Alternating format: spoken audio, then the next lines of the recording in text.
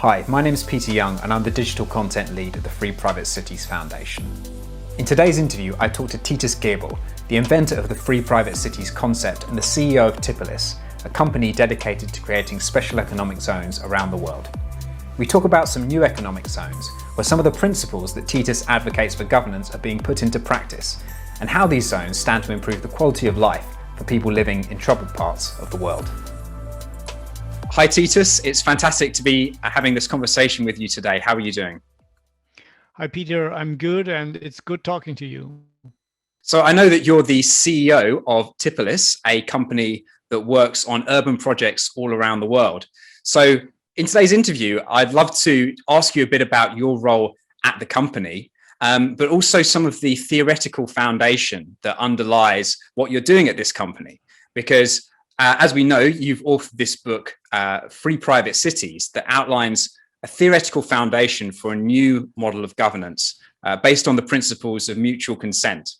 And you've also had really broad business experience. So it would be great if we could start off by learning a bit about you. What is your role at Tipolis, but also what's been your business background to date, and what's led you to have such an interest in the way that urban developments around the world are governed? Yeah, that's a good question, and let me maybe start with what I did and in the beginning and how I came to that point, and then I tell you a little bit what my current role is. So I started after the army time in Germany during the Cold War. This was the 80s, where we still had the Eastern Bloc, and then just studied law for a couple of years in Germany, became eventually a lawyer and a PhD, and made a PhD in international law, which is helping me now, but not at a time back then. I was a normal lawyer in the town of Heidelberg, and after 5 years or so, I decided that it's maybe not what I want to do until the rest of my life. And then switched to more becoming part of industry. At that time it was biotech industries, venture capital industries. And over this venture capital involvement as a manager and also being responsible for some startup companies, I started my own, but not in a very technology sector, but in the resources sector, that is mining at that time, right? So because nobody was doing mining at that time, and I said, hey, we have so much demand from China. I remember it was at the time around 2004 or so, where you had statistics that about 10% of all metals were consumed by China, with a very growing tendency. And today we have 25%, right? And it's just 15 years later. So you can see, and I saw this coming and say, hey, if there's so big demand and so few supply, because nobody wants to do mining any longer, even people dropped out of studying geology and stuff like that, or mining engineering. So there's only price, right? The price has to go up. And that turned out to be a correct prediction. So I founded a company in 2006 together with a partner, which went public in 2010 at the Frankfurt Stock Exchange. Deutsche Rohstoff was the name. Company is still existing. I was CEO for 8 years. My partner is now the CEO. He was the CFO before, and we really started from scratch. Gold and silver mining in Australia, oil and gas production in the US and Colorado, even in Germany, tin exploration, Canada, zinc. So a lot of things all over the world, and not every project was a success, but altogether we had a big success, right? So that practically that gave me the possibility to retire at the end of 2014 and move to Monaco and do what I really think is needed. And what brought me there I was politically interested for basically all my life, and thought that especially freedom and self-determination, and also being responsible for what you do, your self-responsibility, these are very important values, and these values are the values that make a society flourish. if people respect that other people are different and they don't have the right to live on other people's expense or to impose their will upon other people. But unfortunately, that's exactly how politics works, right? So I thought, okay, this is not going, I will never convince a majority of those ideas because it's so much easier. People will vote for people who promise free lunch. That has always been the case and will always continue to do so and to be so. And in so far, I thought, hey, we have to do something different. And if this is right, what I'm praying is, hey, the state or the government has only to secure that you can live in peace, that you are not killed or robbed, and that there's a certain infrastructure. And in case of a dispute, there's a civilized dispute resolution. There's no duel or revenge or blood or whatever. It's, hey, if we have a problem, we go to court or arbitration or something civilized. And that's all, right? So because everything above that level is just putting your ideas upon other people. Sure. The only thing we all have in common, the whole world, every 7 billion people have in common is we want to live in peace. We want to be not killed or robbed. Even criminals don't agree to that, right? They want to keep what they have stolen, and they don't want another robber coming around. So we have all interest to live in peace and security. And I would say most people also have the interest that there's a civilized dispute resolution. But beyond that, we are different.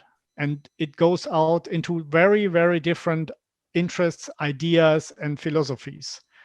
And now politics is, be it a democracy, be it a dictatorship, be it whatever, there's a certain group of people who somehow have more influence on the government, maybe because they're elected, maybe because they're good lobbyists, maybe because of whatever reasons, and they get their will on the expense of everybody else who has not given consent to that. And I said, okay, you cannot reform that kind of system. It's not possible. So I thought, okay, what do? I could complain now for the rest of my life. I could say, hey, I want to try convince people that this is the better way, knowing that they will never reach a majority. And I thought, no, I'm creating something completely different, a new product. And I consider what we are doing here, what other people may call it politics or society, and I say it's a market. It's a market of living together. And also in this market, people demand certain projects, for example, free lunch, right? This is in high demand. And the problem is somebody has to pay for it, but that is not communicated so intensively by politicians who want to get elected. But if I say, okay, I don't want that you have the right to live on the expense of other people, and I call it as this, then I have to create a different product, but it has to be voluntary, right? This is the whole idea. If I force people into my system, then I'm not better off the people I'm criticizing. So what I'm doing is, okay, I'm creating a new product. You know the rules in advance. I cannot change the rules later. And if you don't like it, stay where you are. And if you like it, you can come. You're invited to come. And you have to respect the rights of the others. I can tell you later what are the tricks that make this happen, that you really cannot influence the rules to the disadvantage of others. But this is the basic idea, right? So and I said, okay, if this is true, and I ask around people, yeah, a lot of people today say, yeah, you're right, that could work, right? And we know something is wrong. We don't know exactly what, but something is wrong. We want new alternatives. And I say, hey, this is my offer. A free private city. This is a private company providing you protection of life, liberty, and property. You pay a fixed fee per year, and your rights and obligations are laid down in the contract. And I thought, okay, and people told me, not all of them, of course, but a substantial number told me, that's a good idea. We could imagine living in such a place. And I said, okay, if this is true, then I don't need a prince. I don't need a government. a private company can do it. It's a service, right? It's a service provider. I mean, government is a service, right? It's not demigod who is, in the past, people thought the king was sent by God, right? And he has this divine right of being the king. And then we have replaced the king by a democratically elected king or government, right? Which then does what they want. And so I say, no, I'm not a king, I'm not a dictator, I'm not even a guru, I'm just a service provider. And you know what you have to pay for that. And if you don't like it, you can sue me. And that's exactly the trivial idea, I would say, of a free private city. So no, making it happen is not so trivial, but the basic idea is not a big thing. So you started off as a lawyer studying law. So presumably you're dealing in the classroom with a lot of these kind of philosophical issues around the basis of contracts and rights and how you balance different competing interests within the legal system. And then you moved on to this work in mining, and it's then brought you to develop this concept of free private cities. So I'm curious to hear, what was the point where you started to realize the things you've just been talking about in your answer regarding, realizing that there was a lot of conflict of interest regarding people always wanting to vote in order to coerce others to provide them things or to provide free lunch. Was there a point in your career or early on during your education where you came to this realization? Or was it something that, you came to a realization you came to more recently when you were thinking about setting up the concept? Yeah, well, I would say it wasn't exactly one point, but I was as I said, politically active in Germany with the Liberal Party, the FDP, which was part of the federal government around 2012, 2014, something. Okay. And I was a friend to some of the ministers, so I was also invited by the German government as being CEO of this mining company. So I was part of the establishment, if you want, right? And I found out that even if you have classical liberal-minded people in the government who want to make a difference, they can't. It's not possible. So sure. I've seen from personal experience, knowing these people well and talking to them, it's impossible to change the system from within, right? That is my turn. And the first thing was the global financial crisis, 2008, where people said, it's all about greed and egoism, and that's the reason. I said it's impossible because there was always greed and egoism since the world was starting, right? So it's impossible. This is an explanation for that, right? Come on. But and then other people said, hey, wait, if you are forcing banks to give credits to people who cannot pay it back, it's no wonder that this will collapse, right? And I said, okay, it's always like that.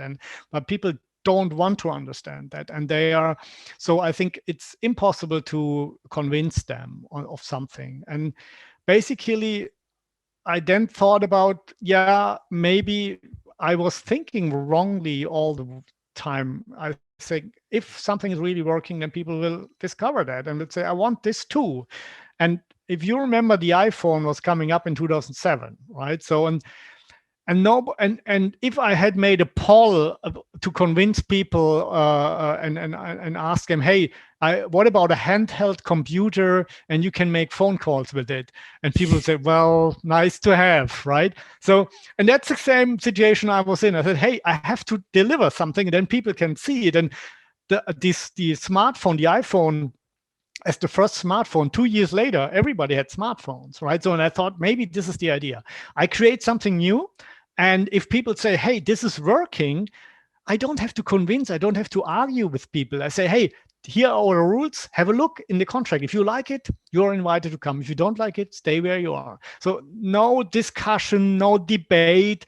It's like you inventing a new sort of marmalade, of jam, right? And then you bring it in the market and say, the next thing I have to do is I have to bring strong lobby groups and NGOs and artists and intellectuals on my side, and I need experts' opinion saying that my jam's the best, right? So you're making jam politics.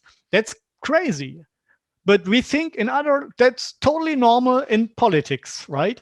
Whereas I say, no, with the jam, I say, hey, you bring your jam in the supermarkets and we will see if the public likes it or not, right? Let the market decide. And I say, okay, I'm copying that model and not the NGO intellectual expert opinion model.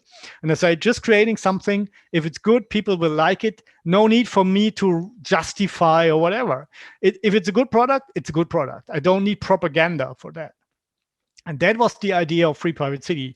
And then I founded a company. I wrote a book. It took me 3 years to think about all aspects, to think about, is there something already existing or was in the past that comes closer to that idea? And can I learn from that?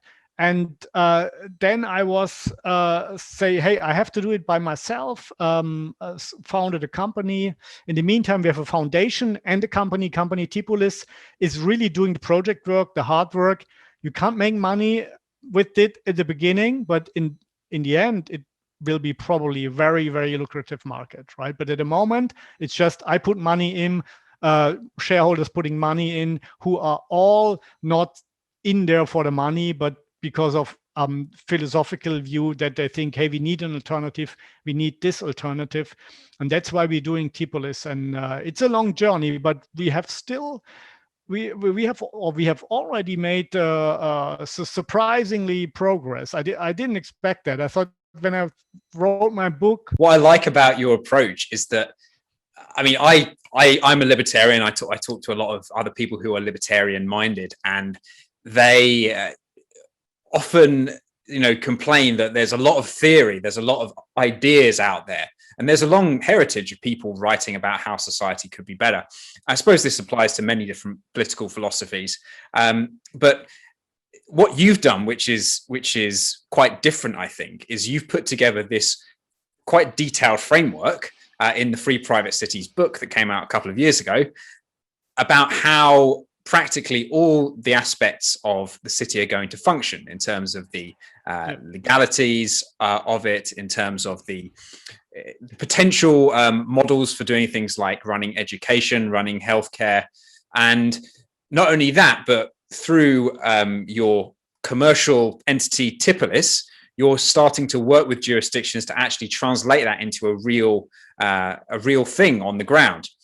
And that's really fascinating because it's a lot of people will assume that the only options available to them are to campaign in their own country and to try and convince massive populations that they're in the right.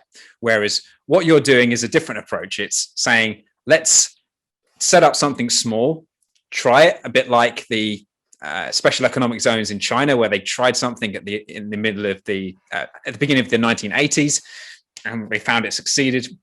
You're saying, set up something, try it, and if people want to join, they can join. Yeah, and we need maybe a couple of thousand people, right? 10,000 people, or say 30,000 people to make a real city work. That's all, and this can make a big difference for the whole world, because if this is working, then the whole world will see. So you do not need to convince millions, right? And you only have to convince the government once that we can create a win-win situation. And of course, this is a difficult thing, but as you mentioned, special economic zones, right? That is giving us an advantage in the world of today, because in 1960, there were only, I think, 5 special economic zones in the whole world. And today you have more than 3,000. So it's much easier now to go to government and say, what we want to do is a kind of a special administrative zone or a special economic zone plus. And Hong Kong is called a special administrative zone, right? Macau is called a special administrative zone. That means one country, 2 systems.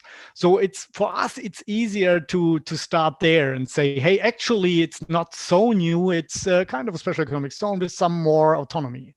And if we do this in a region where nothing is happening, so you have no infrastructure there, it's a weak region, and nobody's living there, and we create something there which will attract investments and jobs, and that can become a hub which is flourishing and supporting the whole region.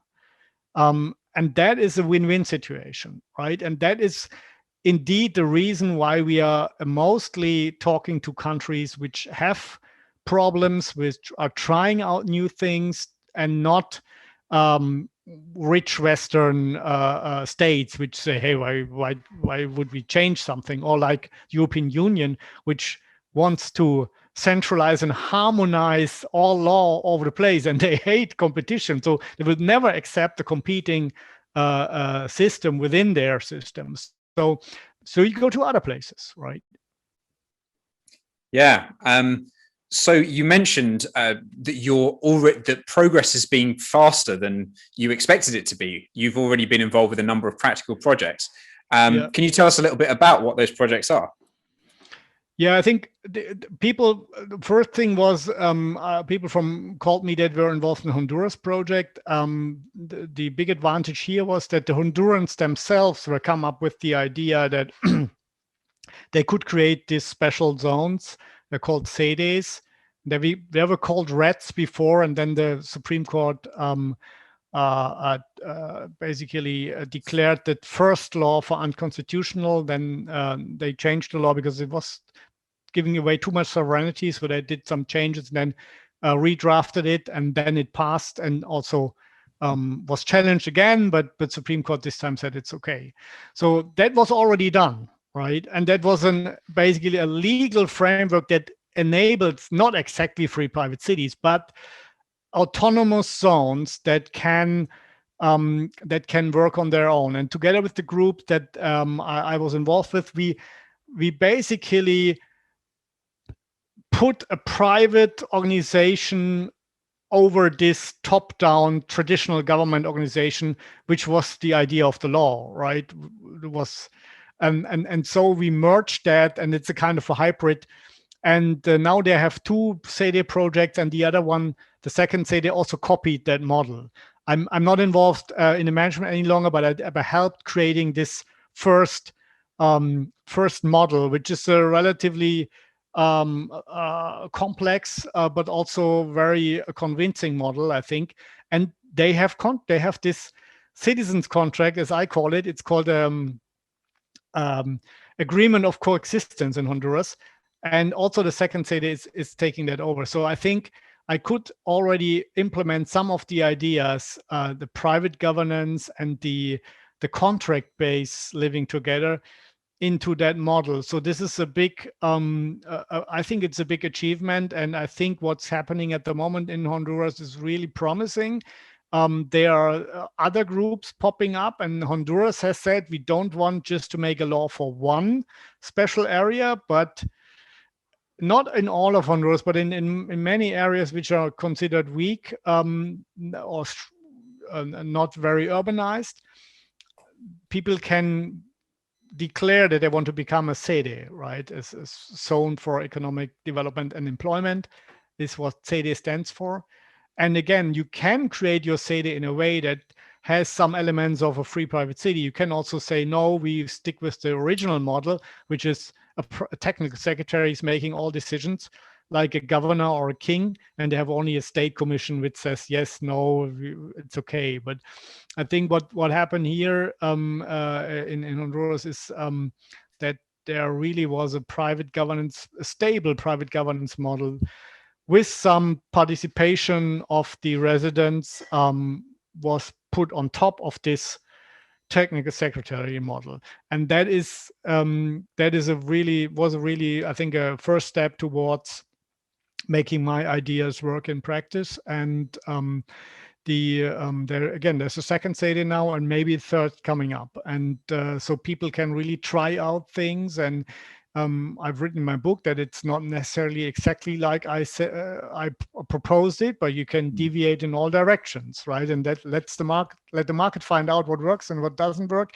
And maybe the answer is some people like it this way and other people like it that way, which is also perfectly fine.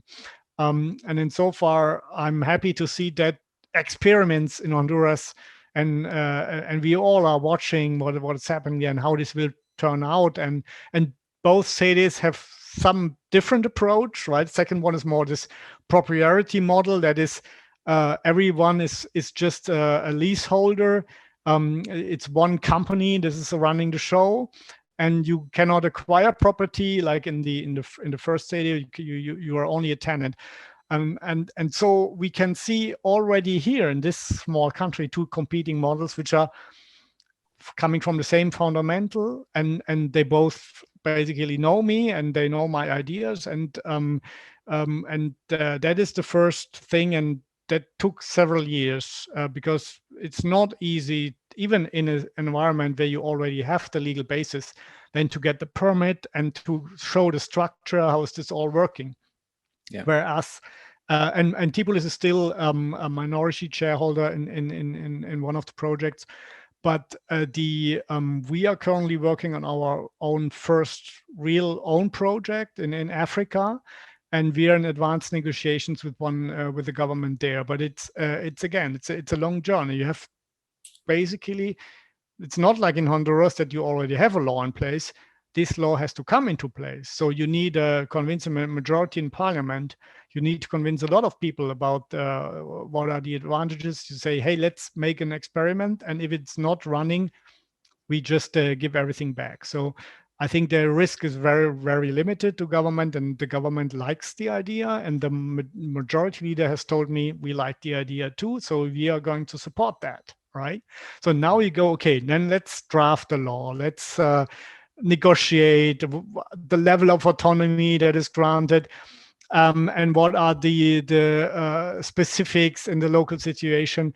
And then you need, on top of that, you need a contract with the government, giving your company the right to execute that law. And that, so it's a lot of things to, it's not easy, right? It's not an easy task. You need a lot of lawyers and experts, and you need to become an expert in everything, right? If you're starting basically a new society.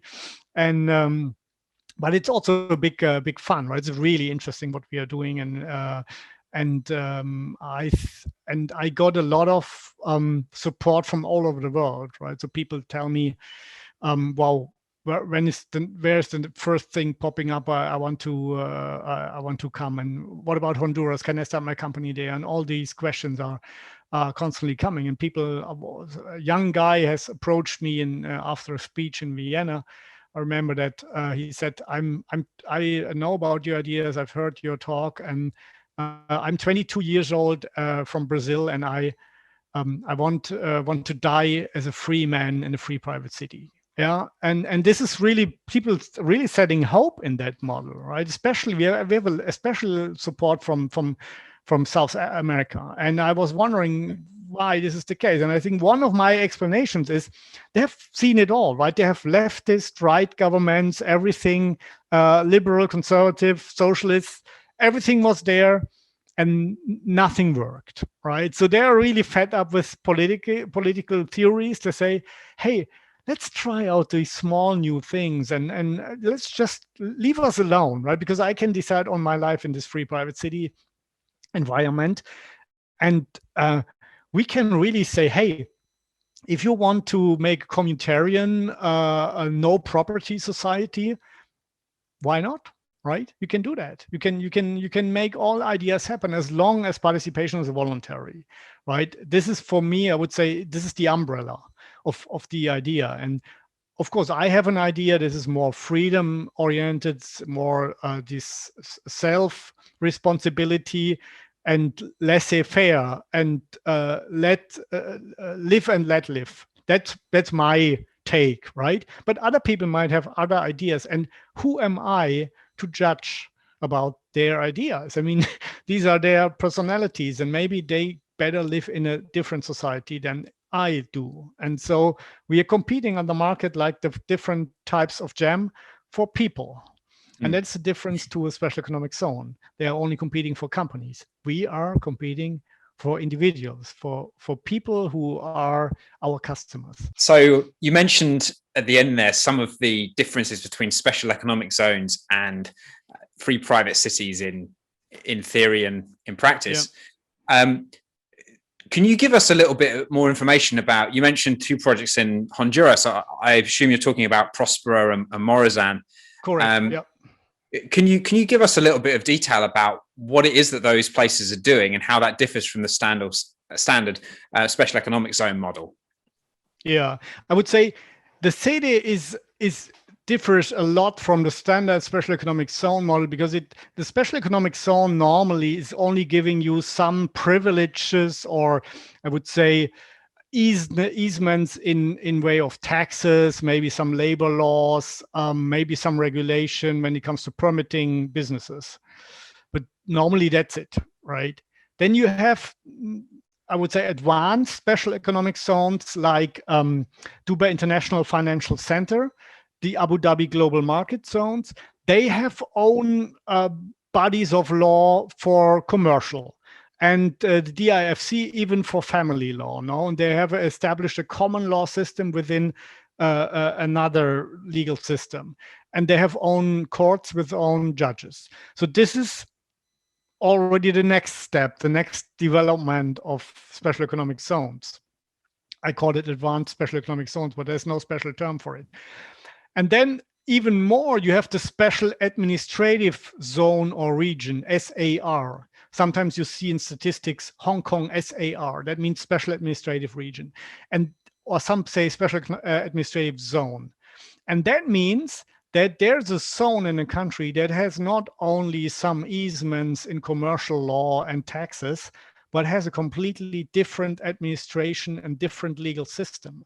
You know, Hong Kong, for example, despite being a part of China, has own parliament, own law, own currency, own securities, own courts, right? So it's, of course, you know all about the problem. China doesn't like it any longer, but it's just to give you an example of what a special administrative zone is. And ZEDEs are special administrative zones, when I say from a legally, technically term, right?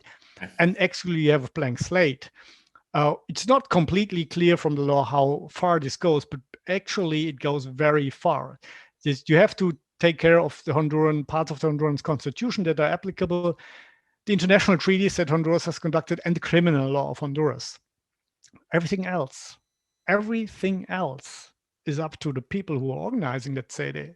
So that means they can come up with all kinds of law and legal systems from elsewhere in the world.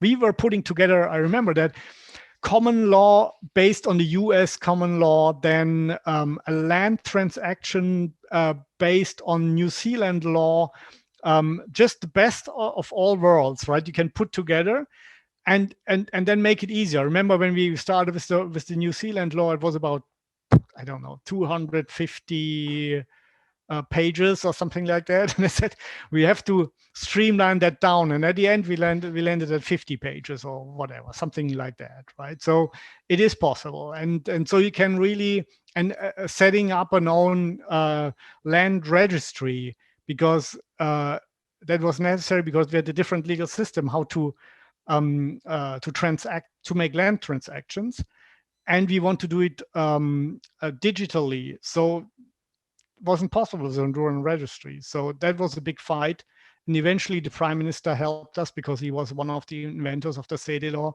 and said, no, you accept that they have an own registry, and so if property becomes a ZEDE, it's basically changed from the traditional Honduran registry in the ZEDE registry, which is, this is huge, right? I mean, this is really, you have a lot of possibilities then to create things like 3D rights, viewing rights, and new innovative things that you can attribute to the land.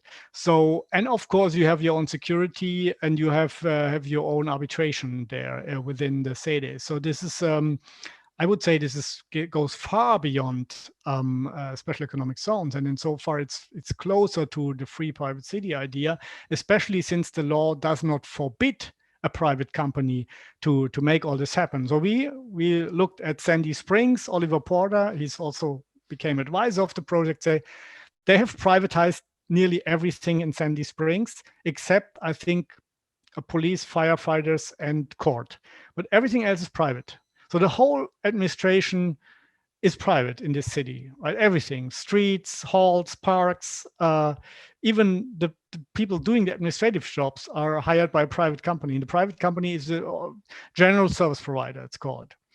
And we said, hey, let's copy that model. So we have a general service provider who's doing all the administrative things, and that is even even basically the I think firefighters and so would be part of that. But this is possible, and that is a first showcase where you can see show that this model is working, and it's even working better, because you have to be better than the rest of Honduras to attract Hondurans. It's as easy as that, and it's really a competitive product on the market. And the ZEDE Morazan is a little bit different. They have said, okay, we are mostly a production site, but we want our workers to live on site. And in order to make this happen, we have to deliver a better environment than Honduras. That means not only better security, but also better healthcare, a better education, a nicer environment. And I would say 90% of those people are really low earners, right? These are low skilled workers. So this is, and they have set up a system where they hire an apartment for a family for $120 per month, right? So this is, ZEDE Morazan is targeting a different group, whereas I would say the ZEDE Prosperous, right, on the beautiful island of Roatan. Morazan is on the mainland near the city of Coloma or Choloma, and the Prosper is rather for international crowd, for I would say the medium earners in Honduras, and people from Roatan who are already there. So it's a little bit, it's more the fancy. We have Zaha Hadid architecture stuff, and some things which are probably a mixture of production, low income to mid income, high income, everything together, and attracting probably a lot of people from all over the world. Whereas the ZEDE Morazan is more the local thing, right? It's more production and have a better life compared to what they have before, not compared to what you have in Europe or in the US. Right?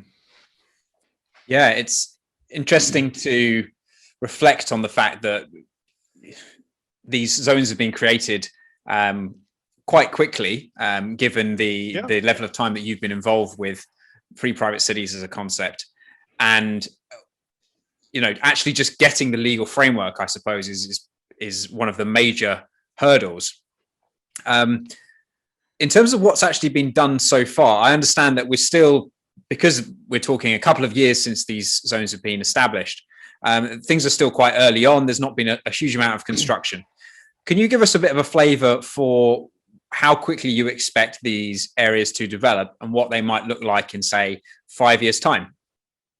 Yeah, I'm relatively sure that in the next years that there will be a really an increase in people flowing into that places, especially now that we having all those lockdowns and all these things where a lot of people are not happy with, and they're seeing that they cannot do much against it, right? Because state governments just decided, and if you disagree, bad luck.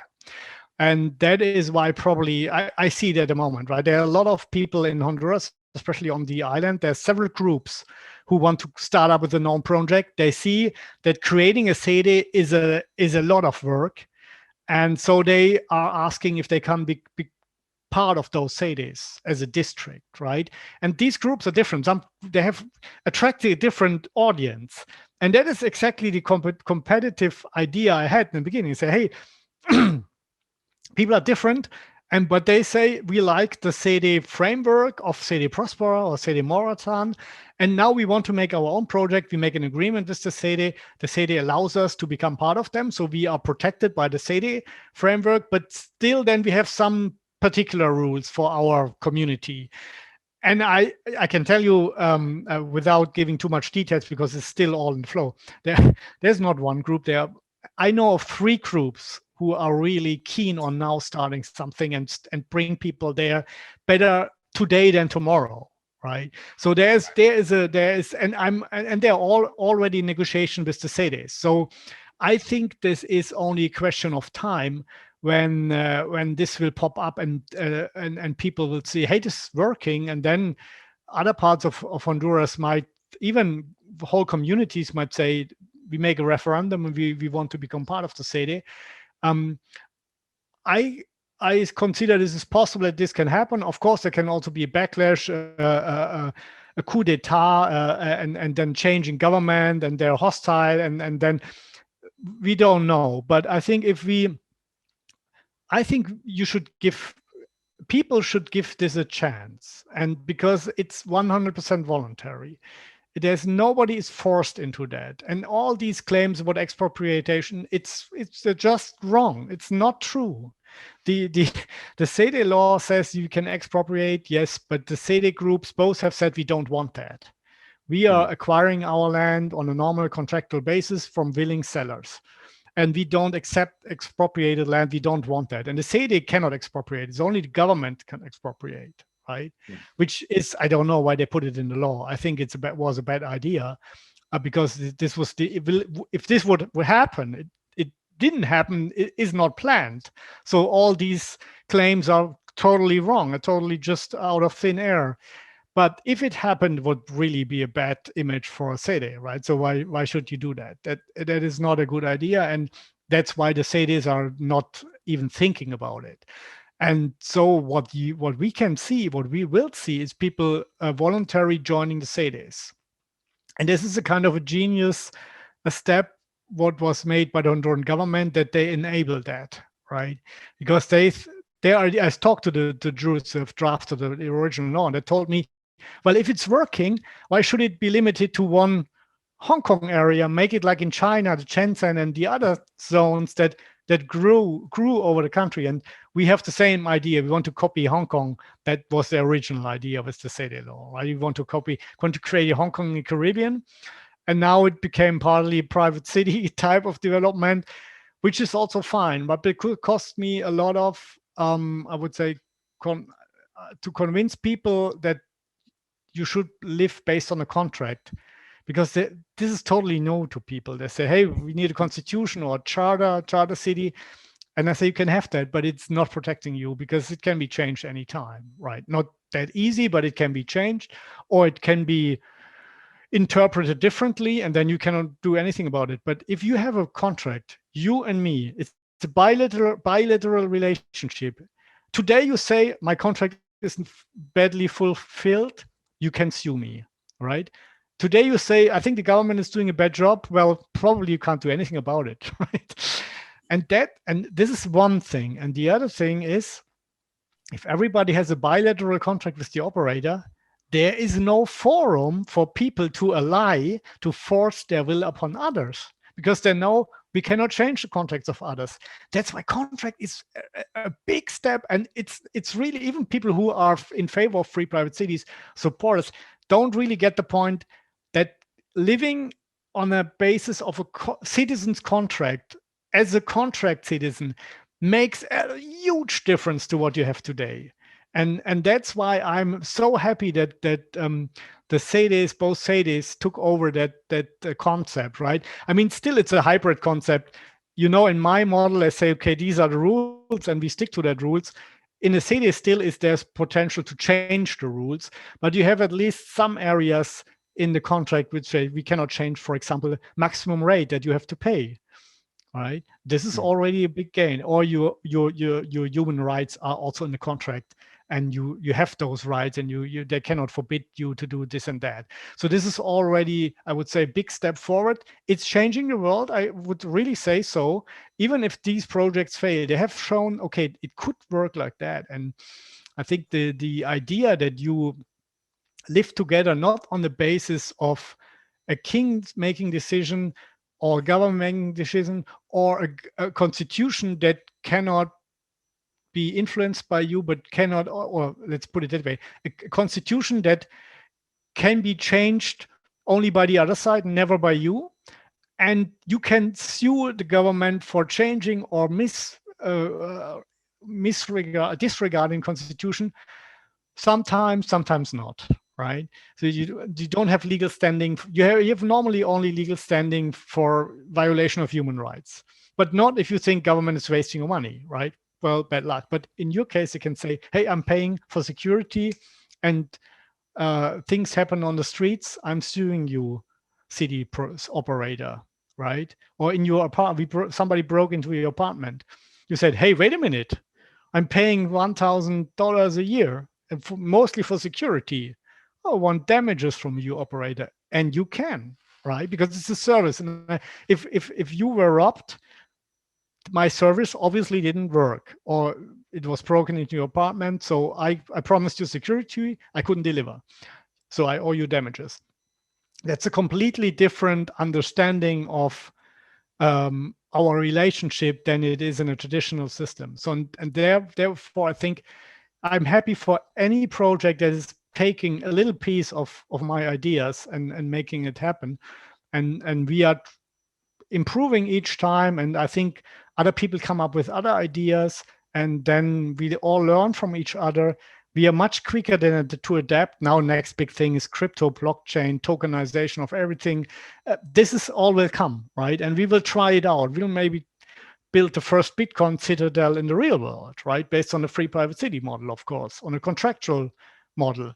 And then we will see how this works. And then we will see, hey, there are new ideas, and other people will take over that ideas. Because if you, in a traditional world, you have like the Soviet Union, right? It took 70 years to discover, okay, this is not working. Well, Ludwig from Mises knew this before, but the others didn't, right? So it takes 70 years until Venezuela, I think we have now 30 years, or don't know, 20 or whatever, right? 30 years, I think, socialism. Everybody knows it's failed, but it's still there. And so far, with smaller projects, you have much quicker learning curve. And especially since people are all voluntary there, they come and they don't like it, they go again, they leave, right? So I think we will be, if this has started, and it has started, that may change the world. It may take a while and we may get some backlashes, but I think the idea that you just try out new things and thereby discover what works, and you are competing with all other systems at the same time, is a good thing. Yeah, as you say, it's people coming together, voluntarily trying something out, and if it works, it works. What would you say, though, to people that say, I like this as an idea, it sounds good in theory, but if these things become too big, too powerful, too successful, then the fact that they do show that there is this alternative model to the traditional large government model that we have in the West and most parts of the world, then this will show that those systems have problems and are less desirable, and will perhaps attract people who would otherwise be contributing to those economies. So some people say it's a great idea, but surely other governments aren't going to allow this to happen. They're much more powerful. They'll simply come in and shut down these ZEDEs or these free private cities if they become too successful. What do you say to people that think in those kind of realpolitik terms about free private cities? I mean, it's a twofold thing. One is closing down by powerful things, and the other things, people who contribute, they just disappear. Well, this way of thinking, you should question yourself what you're saying. If you're earnestly of the opinion that people do not have the right to go where they are treated best, then something is wrong with you, I must say, right? Because you cannot expect other people to work for you, because that's exactly what you are asking for. If you say people have to contribute, no, you want them to work for you. That's the truth, okay? Let's put it frankly. And they say, if you really want to physically stop people of leaving a system, whatever system, right? Something is wrong with you. I have to say that. And something is wrong with you, because if you have this working system where people are coming voluntarily and exchanging voluntarily, then we don't have to force anybody. And I think that, and at the end of the day, this will increase the level of quality of everyone, because you have to every day you have to do some efforts to be successful on the voluntary exchange, which is a market called. And of course, there will be charity issues for people who are ill or who had an accident. Hey, this is out of question. But in no societies these people are more than 5%, right? So we are talking about, first you create a system that works for the 95%, and then you take care of the rest, and we will take care of them. But if you are saying people are obliged to remain in a system where they feel themselves not comfortable, that is not working, because at the end, these people will say, hey, why should I work for the others? I don't like it here, so I stop working. I just do less, right? And whereas if everybody goes in a system where he or she is treated according to their personalities, they will probably produce more, they will be more productive. And that is to the advantage of all of us. And of course, we have a lot of examples in history. There's the idea that if somebody is too successful, then the neighbors come and crash him, right? Well, they didn't with Venice, they didn't with Singapore, they didn't with Dubai, right? And why? Because they somehow think, maybe it pays off for me too, right? Or like all these dictators having a bank account in Switzerland, right? And then not having the idea of invading Switzerland, because even politicians have their deals there or whatever, right? So I think still we have a world of 200 countries and growing. So there's room for experiments. And we already have a big variety of systems. I mean, we have countries that have no taxes, right? And they're not invaded.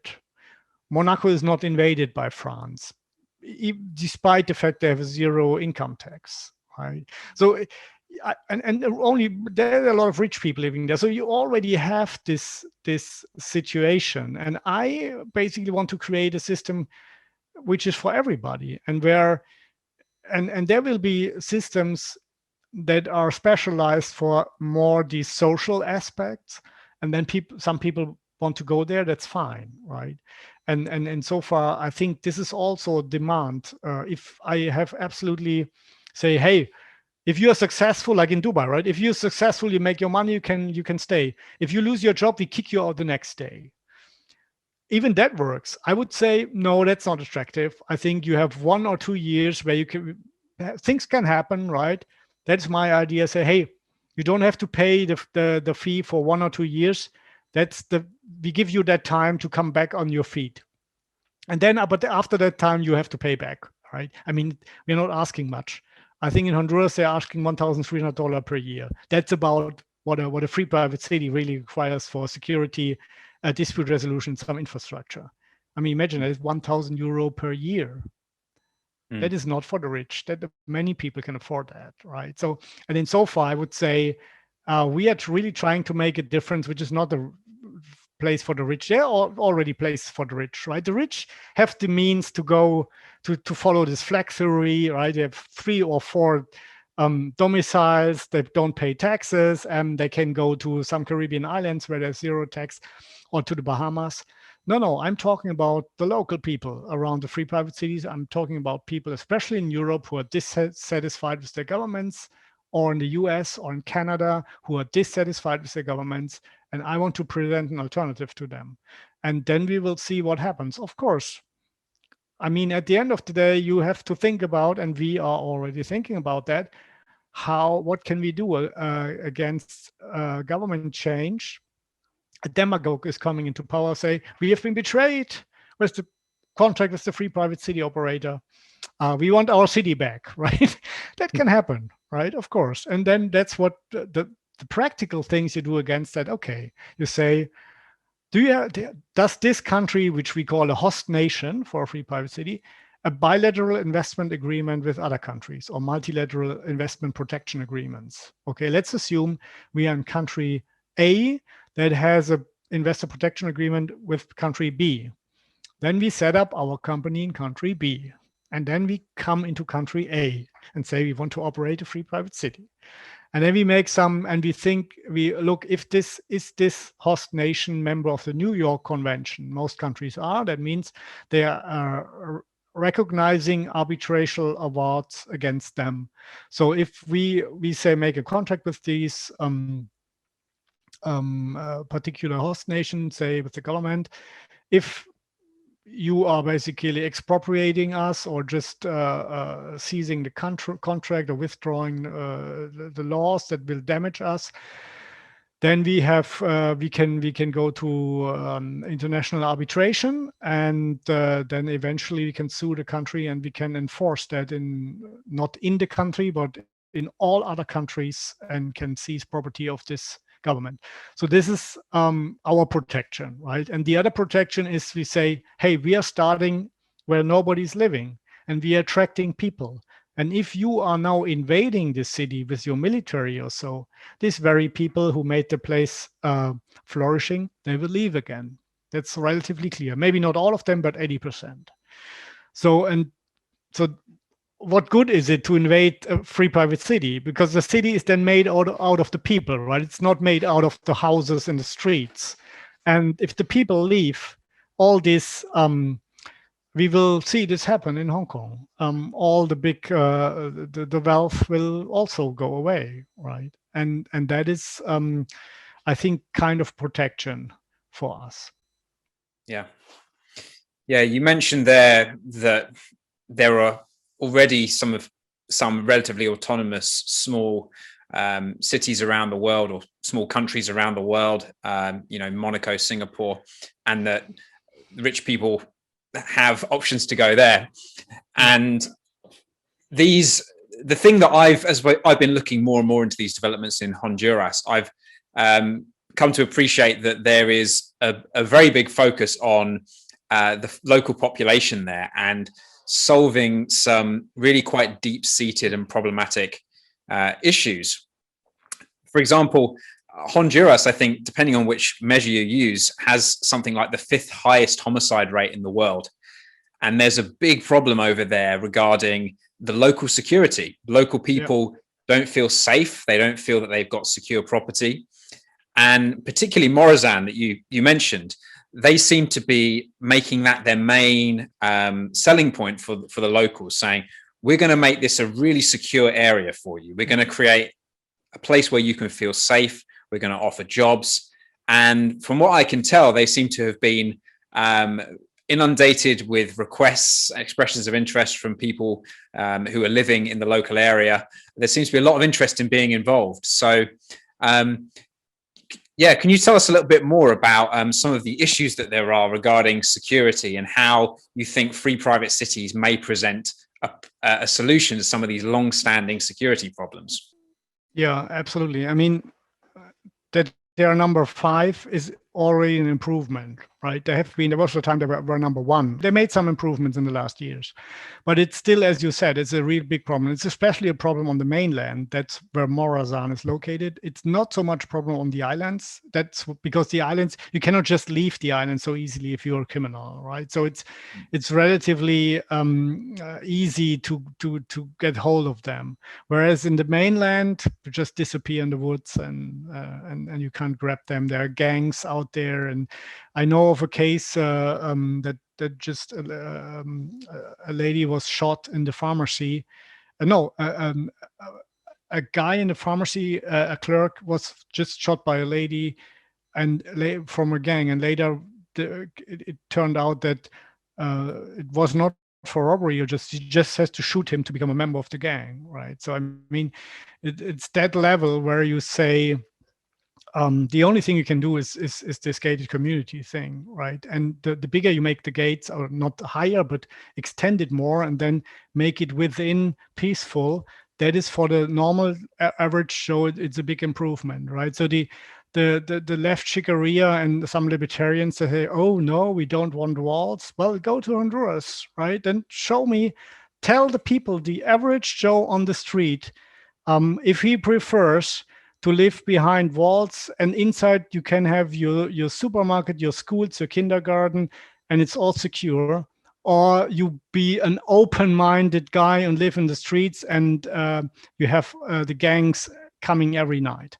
So I can tell you the answer is clear, and that is how it's worked. And there's no other way around that inside. If you don't want to have, well, either you have a fence around your house or you have a fence around your city, right? And if it's around your city, that means you can move freer inside.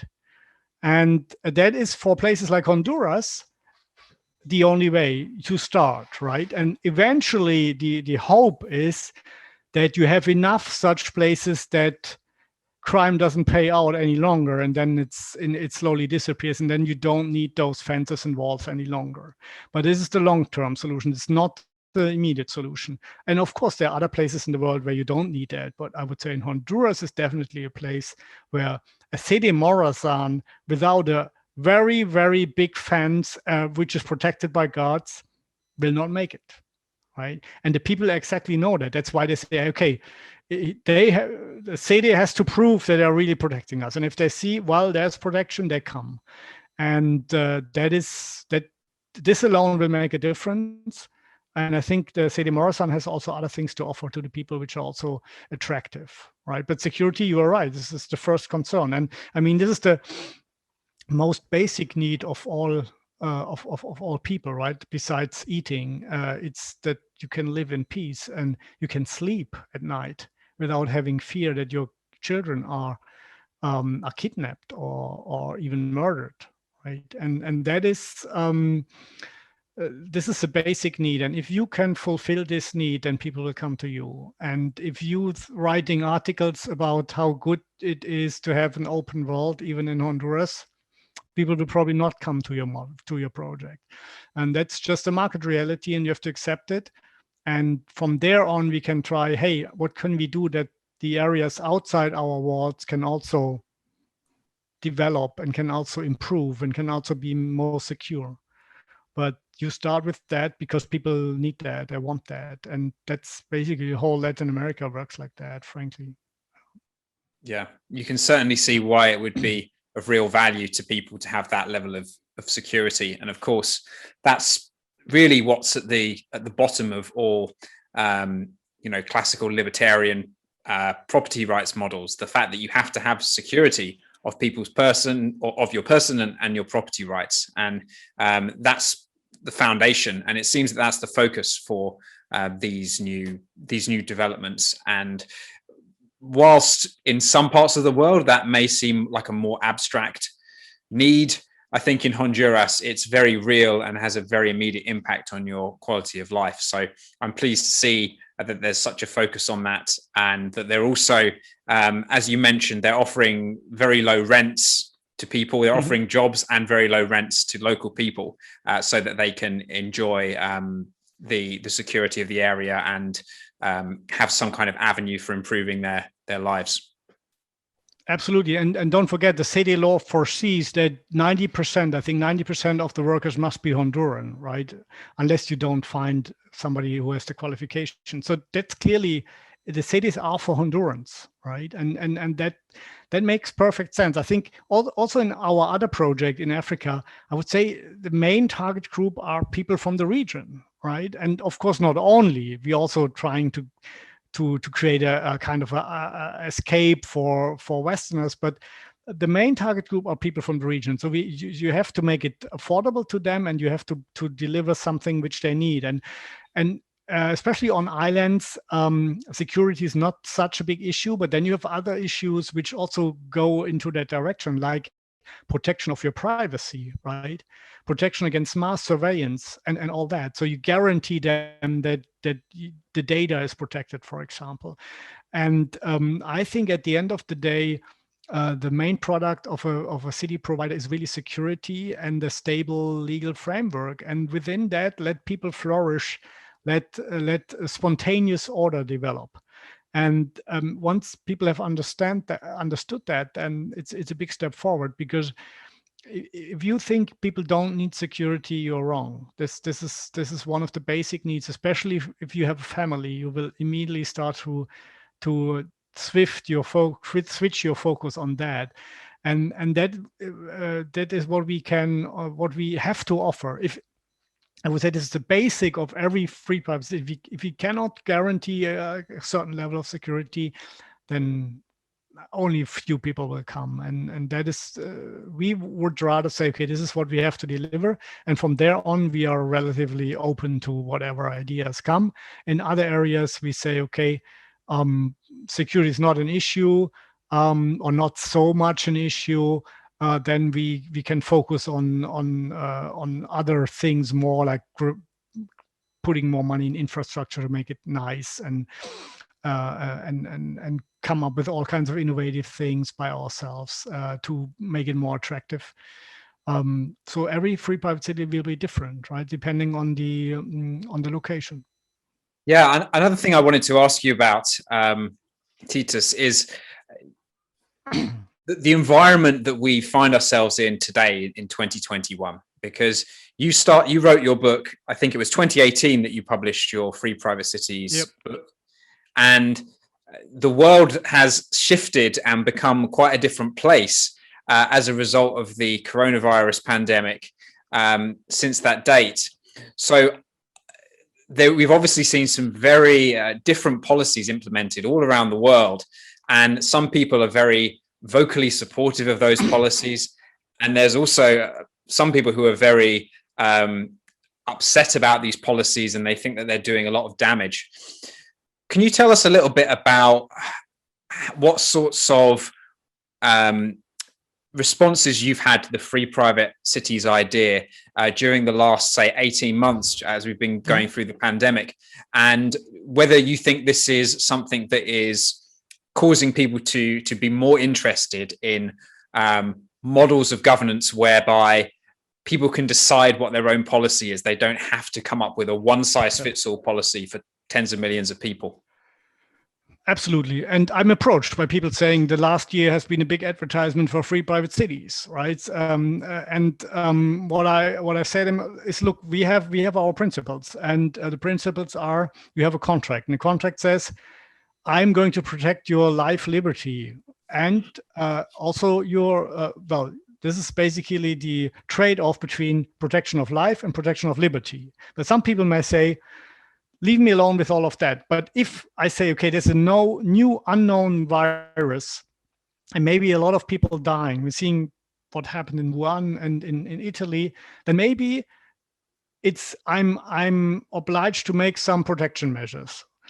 And other people some residents might sue me because people are just running around with making concerts and all that. And I said, okay, be a little bit cautious. But then after a couple of months, you see, hey, not so many people are dying, right? It's actually 99.6% of people are just don't care, because even if they got the virus, nothing happens. So that's, for me, clearly sign, okay, I'm not justified to lock down whole society if only 0.4% are affected. So it's just the other way around. You protect the 0.4%.